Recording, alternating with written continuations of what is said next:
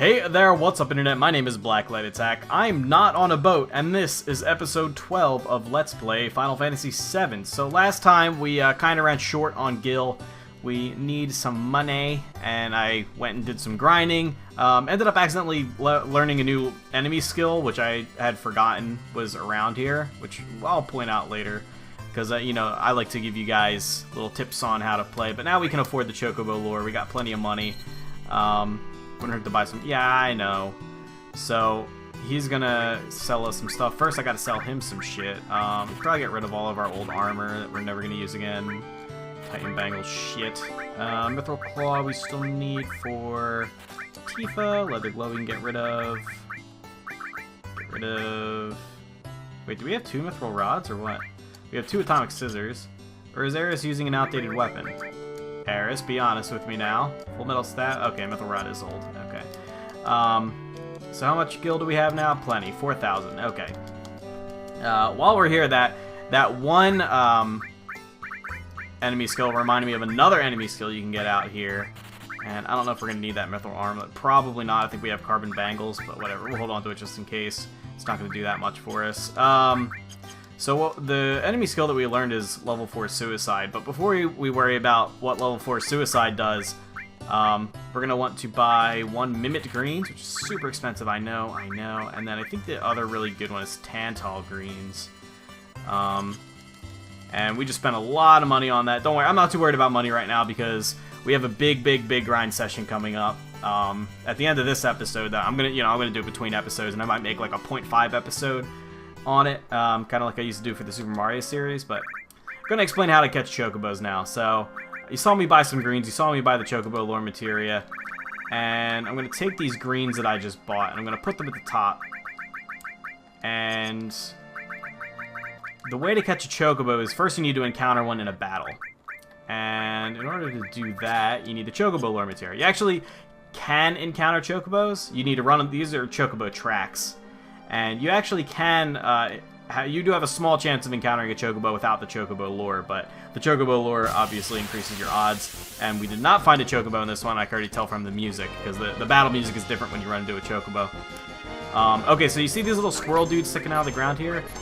They actually teach an enemy skill while we're collecting them, you know, not long after we got our first one, called Level 4 Suicide. And Level 4 Suicide is a pretty interesting skill. And it's actually the reason I'm going to want to hold on to Eris's Limit Break, just in case somebody gets hit with it. I don't know if anyone can be hit with it right now, but basically whenever a wow, that did a lot of damage. Whenever a skill in Final Fantasy has a prefix of level, you know, blank whatever. Level 4, the most common thing you see is like a level 3 or level 5, like you see level 5 Death or level 5 Doom a lot. That means that the spell won't affect whoever you're targeting unless they are a multiple of that level. So level 4 Suicide, you have to be a multiple of level 4 in order to be hit by, but it deals a shitload of damage. It deals 30 seconds of your health, which means of your current health, which means whatever your current health is at, you will be left with 1/32 of that health. So a tiny fraction of health. It can't actually kill you because it's fraction-based damage, but it still does a lot. Oh, here it goes. There's level 4 Suicide. Let's see if anyone gets hit by it. Okay, yeah. So nobody can actually get hit by it because nobody apparently is a multiple level 4. And then on top of that, I think it inflicts the mini status effect, which is mini makes your character smaller and basically makes it so that they God, these guys build up Limit Break real quick. It's awesome. They make it so that it makes it so that you don't deal like any damage when you're attacking. You're not limited in any way, but if you do use physical attacks, you're not going to deal a lot of damage. So we learned level 4 Suicide, and level 4 Suicide is actually very useful in learning an enemy skill that can only be learned either here or much later in the game outside of a town called Midiel, because you need a Chocobo in order to learn this other enemy skill. And there's the Chocobo music. Okay, so we know there's a Chocobo in this party. Is it the right Chocobo? No, it's not. It's not the right level, unfortunately. Okay, when you get a Chocobo, your goal is to kill the enemies surrounding the Chocobo before the Chocobo can get away, and then you get a wild Chocobo to ride. And that becomes part of a mini game later in the game. But right now, we just need it to cross the marsh. The thing is, Chocobos are very easily spooked, and if I attack the enemies surrounding it, it's gonna run. The thing is, I don't really want to catch this Chocobo yet, because I'm not ready. I got something else to do here. There, he's already running. But the way to distract it is to throw greens at it. And then it'll be interested in the greens. It'll sit there and eat the greens for a certain amount of time. And I think out of all of the greens you can use, that you can buy out of the gate here with Choco Bill, the Mimic greens, which are the most expensive, and the Tantal greens, which aren't that expensive, hold the Chocobo's attention for the most amount of time. So when you get to that point, you may want to buy like anywhere from like 3 to 5 Tantal greens, and that'll do you. That'll do you just fine. That should be plenty to get the Chocobo you need. But the thing is I also mentioned. Oh wow, this thing isn't. I didn't realize. I've been paying attention to how much damage I was doing. I was working on Pokemon logic. It looks like a little plant. I was like, let's use fire against it. Didn't work at all. So what was I just saying? The Chocobo we're looking for, we actually need it to be a multiple of level 4. We need its level to be, because Chocobos do have levels. It usually doesn't affect anything, but in this case, in battle, we need it to be a level 16 Chocobo, which can be found usually with either 2 Elefunks or 2... What's it called? Begins with an E. Might be this one. Let's find out. Nope, it's not even the right one anyway. See ya. That Chocobo pieced like immediately. I didn't even have time to do anything there. I actually might want to lower my my battle speed, because these Chocobos are gonna run away really fast before I even like have time. But basically, the way to get this enemy skill, it's this really weird, like very arbitrary method of obtaining this enemy skill. The way to do it is you have to find a Chocobo that can be affected by level 4 Suicide. Distract it with Mimic Greens, and then hit it with level 4 Suicide, and it'll counterattack with a enemy skill called Choco Buckle. And Choco Buckle isn't that useful, it's just that I really want to get my enemy skill materia maxed out and just collect all the enemy skills that I can. It does damage equal to the amount of times you've run away from battle, which I think so far would be like none. It would do like 0 damage. But, you know, if you want to, you can spend the time running away from 9,999 battles in order to get like a really powerful limit break early on in the game, if you really wanted to. I personally don't think it's worth it, but you can if you feel that that's necessary. Actually, if you can hurt the Chocobo as well, and if you do that, the Chocobo will attack you. It won't attack with Choco Buckle, but it can attack you. Let's see if we actually... no, I thought I might actually get this one without using any greens. Not that I want it, because again, I'm after that Choco Buckle, and actually, now that I'm done explaining what I'm trying to do here, I might just fast forward until we get it, because I don't want to bore you guys with me just fighting enemies outside the Chocobo Ranch over and over. So yeah, if this next battle isn't a level 16 Chocobo, we're doing the old speed up sesh. We're gonna do it. Come on, baby. Let's get that level 16. Come on. Make me put my words in my mouth. Come on, baby. Let's go. Put it in my mouth. Another Chocobo, at least. Let's find out. If not, maybe I'll go try the other Chocobo tracks. If not, nah. Damn, still the same thing. All right. Fast forward time.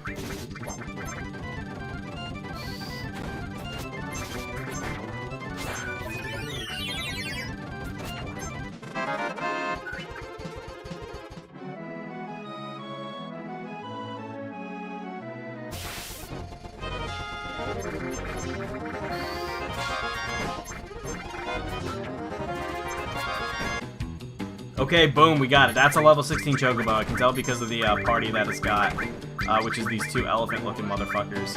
And then we distract it with the Mimic Greens, and then we level 4 Suicide with Eris, and it should counterattack with Choco Buckle. Oh, it ate the Mimic Greens already. I don't know if that matters.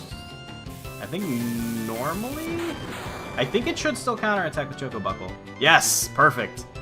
This is the only way. It's so arbitrary, but you either need to use Mimic Greens or Silcus Greens, which you can't even obtain at this point in the game, in order to have it deal damage with Choco Buckle. And like I said, it's not even a useful spell. I just kind of wanted to have it. But now we can go and hit up the end, heal up real quick, and then we'll focus on actually grabbing a Chocobo. Go ahead and kill these guys while we're here. So the way I was able to tell that it was a level 16 Chocobo is because they're always going to be the same level based on their party that they show up with, and in this case, it was 2 of these little elephant guys.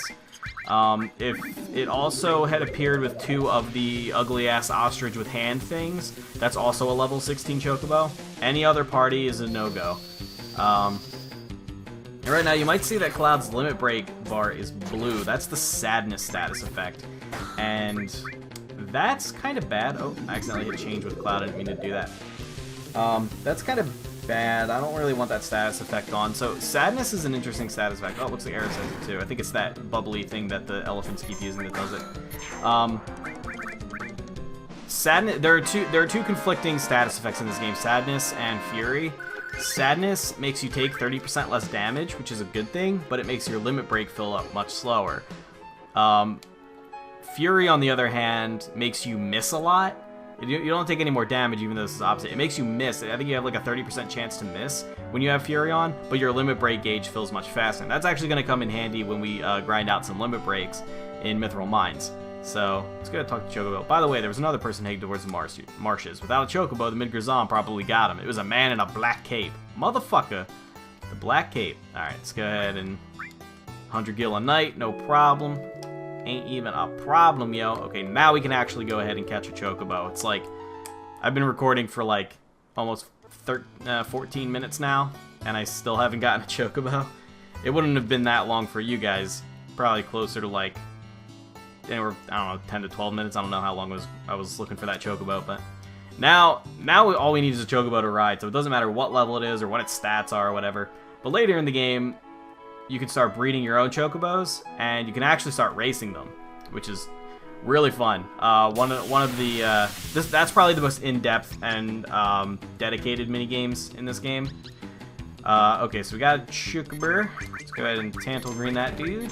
Hopefully he didn't just run away. And we'll go ahead and, I guess, fire on that guy. We just want to kill this thing as soon as possible. Those little grass guys can take a beating.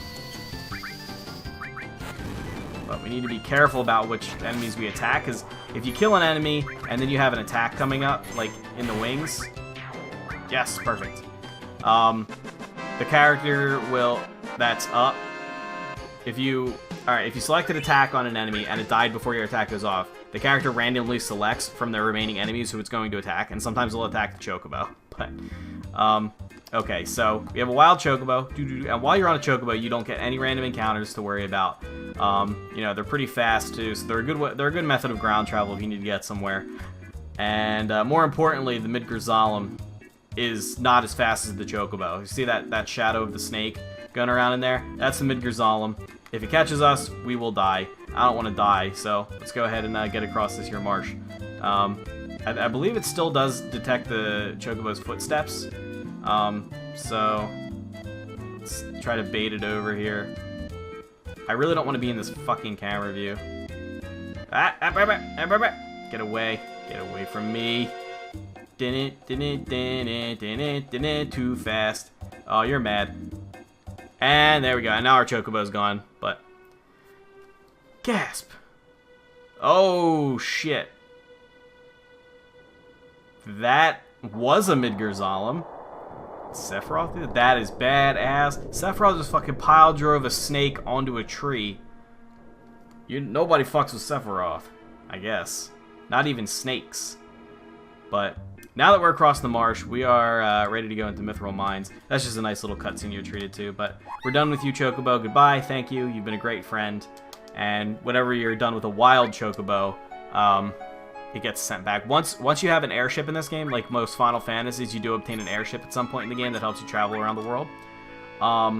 It's not until much later, but once you have that airship, then you can start collecting Chocobos. You can send the Chocobos back to the Chocobo farm, and start to breed them and race them, submit them into races at this place called the Gold Saucer. We'll get into all that much later in the game.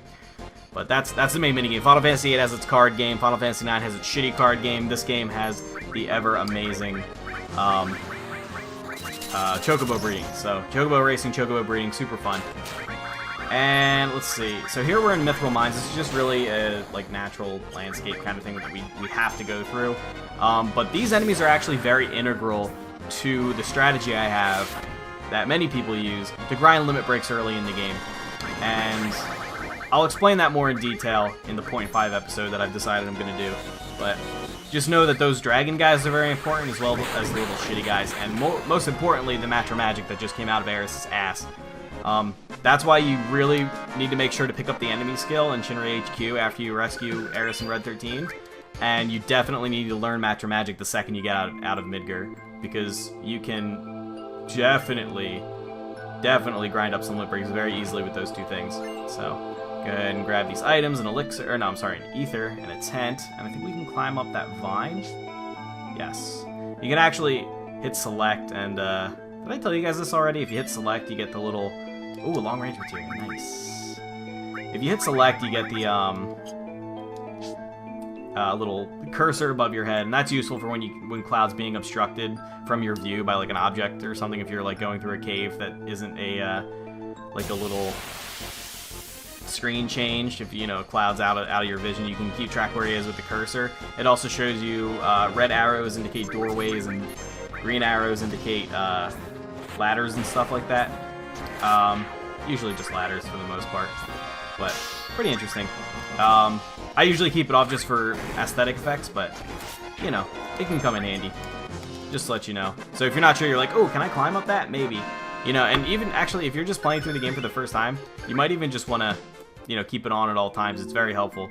But let's go ahead and turn that back off. So you get another item here. Mind source, okay. It's another stat boosting item. That's like a permanent stat boost. It's like one of your vitamins in Pokemon, basically, except you don't have to level up in order for it to work. It's like that EV training dough. These guys I'm not even worried about. Slice. I'm gonna say something. Oh, I think we're actually gonna get a new character this episode. Good news. Gonna get a character. So we're actually not gonna leave this continent, I think, until Junion Harbor.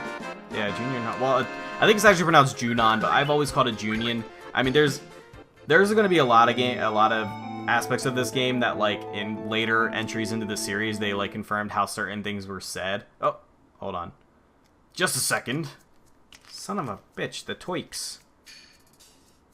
Oh, I have both your research specimens. You're not getting it. You're not getting them back. I'd hoped I'd never see you again. I hoped I'd never see you again. Yeah, do you know who I am? You're from the Turks. You captured me. Well, if you know, then this won't take long. It's difficult to explain what the Turks do. Kidnapping, murdering, to put it negatively, you could say that. But that's not all there is to it anymore. Now our job is to bring back cat people and little girls. ... Sir! It's alright, Rude. I know you don't like speeches, so don't force it. Then Elena explained. Rude's not really a talker. Elena's the newest member of the Turks. Thanks to what you did to Reno, we're short of people. Yeah, well, you can deal with it. Although because of that, I got promoted to the Turks. Well, you're welcome then. I got you a fucking job. What is your problem? In any case, our job is to find out where Sephiroth is headed and try to stop you every step of the way. Wait a minute. It's the other way around. You're the ones that are getting in our way. Elena, you talk too much. Honestly, you're getting mixed up. Mr. Sung, how did you get in this cave? No need to tell them about our orders. Sorry, Sung. I thought I gave you other orders. Now go. Don't forget to file your report. Oh, right. Very well. Rude and I will go after Sephiroth is heading for Junion Harbor. Haha. Elena, you don't seem to understand. Oh, shit. Sorry. Go. Don't let Sephiroth get away, goddammit. Yeah, she kind of just spilled the beans all over their intel, so we know that Sephiroth's heading to Junion.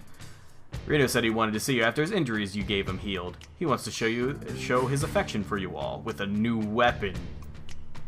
Is it another, like, Shocky Rod thing? Because, well then. Peace out, Eris. Long time no see. Looks like you got away from the Shinra for a while, now that Sephiroth reappeared. So what are you saying, that I should be grateful to Sephiroth? No. Well, I won't be seeing too much of you, so take care. Strange hearing that from you. Well then, stay out of Shinra's way. What a nice guy. So, like, Sung is another example of something. I had no idea how to pronounce Sung until Crisis Core, which is the worst fucking game in the world. I can't really go into detail as to why I think that without major spoilers happening, but so like I always called it Junion when I was growing up. Like I kind of put the like N with the accent over it, like the Spanish N accent over it, the nya sound on that first N. I don't know why. Get him Braver the Dragon. And let's see what else. Like God, there was something else. Well, they in what's it called? In Crisis Core, they always say Midgar. I say Midgar. I don't know, stuff like that. But like when I was growing up, you know, we kind of had to figure out for ourselves how these things were pronounced because there was no voice acting back then. So you know, a lot of the stuff I'm probably wrong about. I mean, there's a character coming up that we haven't met yet, who I will be throughout the entire game calling Kate Sith. I have no problem telling you his name, but you know, I'm not going to tell you anything else about him for spoiler's sake. I'm going to be calling him Kate Sith, but it's actually a Gaelic word, and his name is actually pronounced like I think it's like Kotsthi, something like that. It's like Kotsthi, I think. I don't know anything about, yeah, Kotsthi. I don't know, I just looked at the wiki. Okay, we've been fighting this Shinra for a long time at this battlefield. Even now, we're still settled in for a long war with them. If you aren't in a hurry, would you please help us fight them? Listen, we don't want to push you, but if you're in the middle of something, why don't you finish that first? I'll help. Really? Then go on up and they'll fill you in on the details. Yeah, this is another site. You actually don't have to do this. This is Fort Condor. Did I finish my thought about pronunciation? Yeah, pretty much. Kotsthi and all that bullshit's Kate Sith. Because it looks like Kate Sith. This is Fort Condor. They are an independent, sort of like mining town, I think. That had been fighting a war against the Shinra for a long time. But anyway, we'll hear it all from this guy.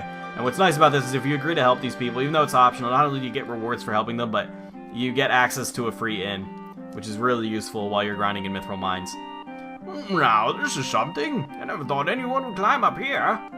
Your eyes are different. Well, anyhow, any minute now, this will be a battlefield against Shinra. You better get down before you get involved. What if I get involved, biatch? What do you mean a battlefield? The Shinra. It appears you have a problem with Shinra too. After all, you climbed up here. So why not listen to what I have to say for a moment? Yeah, whatever, it's fine. You know what's at the top of this mountain? A huge bird. Big-ass bird, dude. The reactor and the Condor. That's right, on that mountain is a Condor and a reactor. It seems that the Shinra doesn't like the idea of having a Condor on top of the reactor. It doesn't make no sense. It seems there's some type of special materia in the reactor above us. And because the Condors came, the Shinra rushed troops here. The military wants to get the Condor and all the villagers off this mountain. The Condors are now warming their eggs, which hatch only once every few years. We would like to protect the Condors from being harmed. New lives. We must protect the Condor eggs, right? So protect the eggs. Are you going to protect the reactor? Unfortunately, we don't have the ability to fight Shinra ourselves. That's why we've hired soldiers to help us. As our sponsor, you can help us with the contribution by fighting alongside of us. What do you think? You want to join us in our fight? Fuck yeah, I do. Why are you still worried about it? You got it. Yes, let's do our best. I got it. Let me lend a hand, too. Okay, so Fort Condor is another minigame. I love it. I just love it. They throw minigames at you. Throw them. But we're not going to do it right now because it's kind of guild-based. You kind of need a lot of money. But as long as you say to that guy you're going to help them, he'll let you use the inn downstairs for free. They won't even let you use it for money if you don't agree to help them. So you want to do that first things first. And then, you know, you can always use the save point, whatever. So we're gonna hold off on that because right in this area is the first optional character in the game, whose name is Yuffie, and we're gonna go for her. This game is interesting. It has 9 total playable characters, but actually 2 of them are optional. You can go through the entire game without ever picking up either of them. And it's kind of interesting because one of them provides some really important backstory to the game, while the other one doesn't really provide so much like necessary backstory, but has an entire side quest unto herself. And that's going to be Yuffie. I don't think we really need any of these. I think we're good. And what about you? What do you got? You hang in there, bitch. Don't tell me what to do. I think we're good. Well, you are going to want to buy, you know, like, say 10 hypers for when we do our grind session, and then maybe half as many tranquilizers, you know. So I'll get to why later. But anyway, in order to help Fort Condor, you want to head up this ladder over here. But again, later. We ain't got time for that shit. Nobody got time for that. Helping the birds and shit. So the Condor isn't like a real-life Condor, obviously. If you saw as we headed here, the Condor is actually like a mythical-sized bird in this world. The Condor is like a giant-ass Condor. So it's pretty important to these people. They're kind of like their culture is based around the Condor, and they want to protect it from the Shinra, who wants to get rid of it because it's sitting on top of their Mako reactor. So yeah, there's the giant bird. That's actually not I know it looks like a statue, but it's not supposed to be. But anyway, so right after you get out of Mithril Mines, you're going to see some forests over here. And those forests, quite important, because that is where we can find the Mystery Ninja, whose name I already told you. And of course we got into a battle outside the fucking forest. Come on. You're killing me. Sleeping on the job, are we? You know, I was going to run, but we kind of need the XP. Kinda need that. I'm taking too long. What are you gonna use that black shit, that black smoke shit on us? Okay, these guys, the big fat wingy guys, we can't do anything with them right now, but they actually do teach an enemy skill. The thing is, it's a healing enemy skill called White Wind. And obviously, the acquisition method for an enemy skill is you have to be hit by it. But the thing is it's not going to be healing you anytime soon because it's an enemy. So what you have to do is you have to find a materia, which we won't get until later in the game. Not too much later, but a little bit later in the game, called Manipulate. And that allows you to control an enemy for a few turns. And you come back here once you get that, you manipulate that guy, and have him cast White Wind on you. And boom, you get an enemy skill. It's pretty sweet. And you need Manipulate for every friendly, helpful enemy skill. These little shitty guys. I don't want you. So basically what we're gonna do is we're just gonna get into fights in this forest for a little while here, and please don't kill Eris. Alright, these guys are actually doing a lot of damage. Fusion Spark! Please stop trying to kill Eris. Matra Magic Bitch! Please kill all of them in one shot. Okay, I got one of them. I guess we'll Healing Wind it up. Luckily, limit breaks take priority over any other thing that has happened. Any other attack that's been queued up is going to get cast to the wayside for limit breaks. So that's always good. Like that's one reason it's really useful to keep Eris in your party. She's the only character in the game that has healing limit breaks, I think. Off the top, I mean, you could technically argue that Katsi or what the fuck ever, Kate Sith, has some heals on him, but that's a long story as to why I don't consider that legitimate. You know, better explained once we get them. But that's one reason she's really useful, because Eris can pull off like a split-second heal, and you know, any other healing ability you use in the game, you're gonna have to wait for the enemies to make their move first, and then you get to use it. So let's go ahead and Slud Fang one of these dudes, and then Eris should probably go ahead and heal all. Oh, after one of our battles getting here, you saw that, I think in Mithril Mines, after one of the battles we had a message pop up saying that all materia grew. I don't know if it's a grew or leveled up or whatever it is, but your materia can level up, and it has different effects as you get higher level. God damn, I am low level. I really need to be grinding right now. Which is kind of what I'm doing anyway, but I'm actually like in danger of getting wiped out. Normally I grind a lot more before I get to this point in the game. But first I want me some Yuffie. I guess we'll brave her, why not? What was I saying? Oh, so my all materia leveled up, and all materia is kind of interesting because you can only use it once when you first buy it and equip it. You can only have one all cast, either healing or attacking or whatever. But as you level it up, you can use it more and more times. So whatever level your all materia is, that's the number of times you can cast an all spell. And after you max it out, which is I think level 5 for the all materia, you can actually just infinitely cast whatever materia it's attached to as an all materia. So that's pretty handy. Very, very later in the game, towards the end of the game, you can actually pick up some master materia, which will, god damn it, dude, I'm not getting at all what I want. And if you pair the master materia with the all materia, master materia there's a Master Summon, a Master Magic, and a Master Command materia. If you get the Master Magic, you know, whatever, each one of its type, each Master provides every one of those things. So, like, if you have the Master Summon, you have every summon in the game on that one character for just one materia. Every magic in the game, every command in the game. And if you bind, if you link an all materia to the Master Magic materia, you can have an all on every materia or every magic in the game, which is pretty useful. Or can you all those off the Master? I don't know. Oftentimes when I beat this game, I don't bother with the Master materia because it takes a long time. Lunatic High gain, nice. Okay, so we got a new limit break for Red 13, and I believe what that is. I believe Lunatic High is a self buff, but it's kind of risky.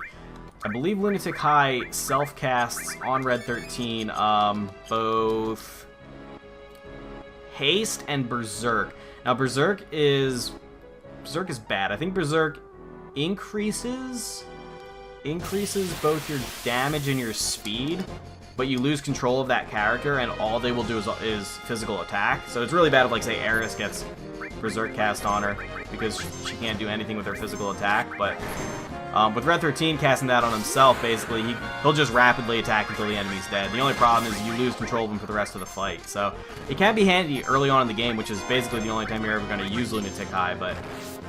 Wait a minute. Oh no, I'm thinking of something else. Looks like Lunatic High casts, I think, Haste on the party.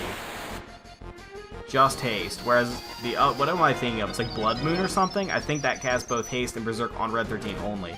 But yeah, okay, so Lunatic High is actually very good because it just puts haste on all of us, and that's useful because, you know, with this early in the game, we don't have the haste material. We don't even have a time material to use haste. That's the only way we have access to that spell. And I think I'm actually going to do another time skippy skip here because we are not finding our Mystery Ninja, and these guys are taking way too long to kill. So, also I need to move that cover materia over to Eris because she's the one that needs to be getting her limit breaks right now because Red 13 already has his and Cloud already has his second limit breaks.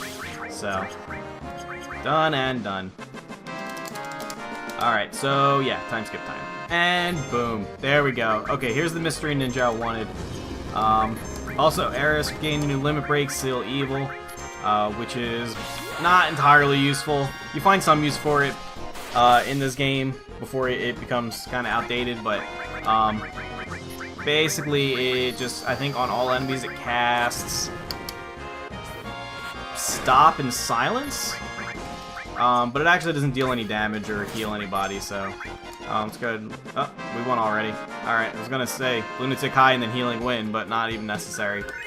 So there's the Mystery Ninja, and now we're gonna have us a little chat. Ah, we killed her. Okay. She's a ninja, and she's a thief, more importantly. And here's the rule generally with this conversation. You never want to take your eyes off of this character, which means don't use a save point, ever. Just talk to her. Man, I can't believe I lost. Do something about it. Oh, she jumped over. What is with everybody jumping over my head? You spiky-headed jerk. One more time. Let's go one more time. Not interested. I think I remember all the selections you need to make in order to get this person to join your party. Thinking of running away? Stay and fight. Fight, I said. I'm good. Stop punching me in the dick. Come on, what's the matter? You're pretty scared of me, huh? Petrified. I'm terrified of you. So scared, man. Just as I thought. What do you expect with my skills? Good luck to you guys, too. If you feel up to it, we can go another round. Later. I'm gonna leave, really. I think here you're supposed to say, wait a second. What is it? You still have something for me? So is that it? I know you want my help because I'm so good. You want me to go with you? That's right. Heh, thought so. You put me in a spot. What should I do? If you want me that bad, I can't refuse. Alright, I'll go with you. Do not ask her name. Let's hurry on. Because that brings up the name input screen, and that's when she'll steal your shit and run. She actually will steal Gil from you and then run if you ever take your eyes off of her. So that's the sequence of selections you need to make in that dialogue in order to get her to join you. It's kind of arbitrary, but I have it memorized. But I haven't even told you my name. Yuffie. Look at that smile. So eager to please. She's actually really annoying, but she's supposed to be. She's one of those characters. I'm Yuffie. Good to meet you. We're already gone. Just as I planned. Now all I have to do is a little of this, a little of that. Nyuk, nyuk, nyuk. Nyuk, nyuk, nyuk. And that's how you get Yuffie, everybody. New character. Whoop, whoop. We're all excited. Okay, so now it is definitely high time that I went and did some grinding because, good lord, am I looking weak. Just got my ass beat by all those monsters. Gonna go ahead to Fort Condor. In the meantime, you guys, I'm done with y'all. You're free to go. This episode's over. Thanks so much for watching. Don't forget to leave a like if you did indeed enjoy the video, and I'll see you guys next time. Goodbye.